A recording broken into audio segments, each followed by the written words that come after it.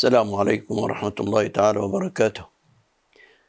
بسم الله الرحمن الرحيم. الحمد لله رب العالمين، وأفضل الصلاة وأتم التسليم على سيدنا محمد وعلى آله وصحبه أجمعين، وعلى أبيه سيدنا إبراهيم، وعلى أخويه سيدنا موسى وعيسى، وعلى سائر الأنبياء والمرسلين، وآل كل وصحب كل أجمعين.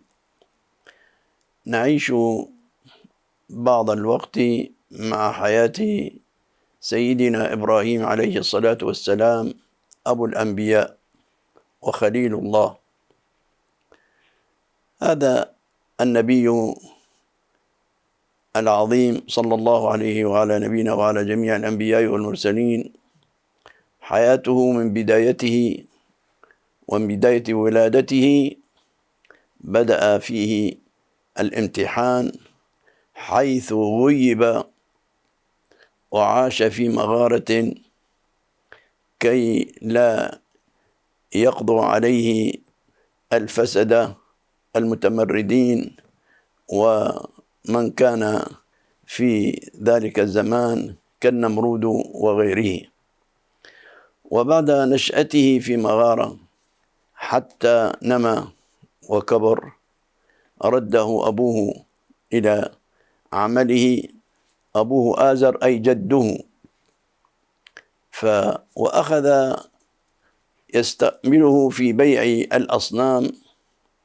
ولكن خليل الله صلى الله عليه وسلم كما يقال الديك الفصيح من البيضة بصيح، لم يرضى بهذا، وإنما أكره، فكان يذهب إلى بيع الأصنام فيقول لمن أراد أن يشتري منه الصنم: لماذا تشتريه؟ لا نفع فيه، هل تشتري شيء يضرك ولا ينفعك؟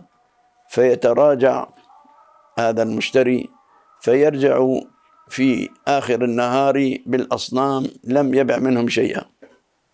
ثم أخذ ينصح أباه أنه هذه الأصنام يعني غير مرغوب فيها، غير المهنة واشتغل لك شغلة تانية، حتى يعني كره أبوه بهذه الصنعة.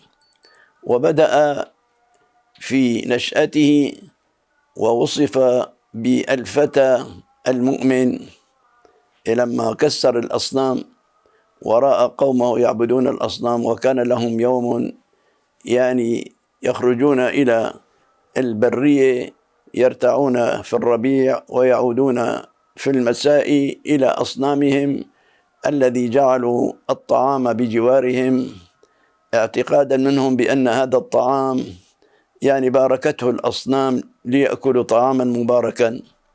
فاعتذر عن الخروج معهم وتأخر حتى له هدف بتكسير الأصنام، ودخل على الأصنام وكسرها إلا كبير للأصنام، كبير الأصنام، فلم يكسره وعلق الفأس في عنقه. وعندما رجع القوم ليأكلون الطعام المبارك عند الأصنام وجدوا أن قيامة الأصنام قد قامت وكسرت الأصنام، فقالوا: من فعل هذا بآلهتنا؟ قالوا: فتى يقال له إبراهيم. انظروا إلى فتوة الإيمان، كيف يغير العقائد وكيف يأخذ بيد الأمة إلى منفعتها وهو فتى. ونجد يعني كبار السن لا يفعلون هذا الفعل. فهنا يعني عقدوا له المحاكمة والحوار، وبدأ بينهما يعني المناقشة والجدال: لما قتلت أو لما كسرت الأصنام؟ قال الذي كسر الأصنام هذا، وأشار بإبهامه، حقيقة هو الإبهام الذي يساعد على تكسير الأصنام. هم لم يفهموا هذه اللغة. قال: هذا كبيرهم، سألوا هذا كبيرهم، هذا اللي كسر الأصنام. قالوا: أنت بتعرف كبيرهم هذا ما بيسمع ولا بيسمع ولا بيفهم ولا بيحكي ولا. قال: ما دام ما بيسمع ولا بيفهم ولا بيضر لماذا تعبدونهم؟ فصحوا قليلا وقالوا: فعلا نحن لماذا نعبد الأصنام؟ فرجعوا انتكسوا إلى رؤوسهم وقالوا فتى يغلبنا، يعني معقول نخلي الولد يغلبنا؟ اغلبوه وحرقوه وعاقبوه وانصروا آلهتكم.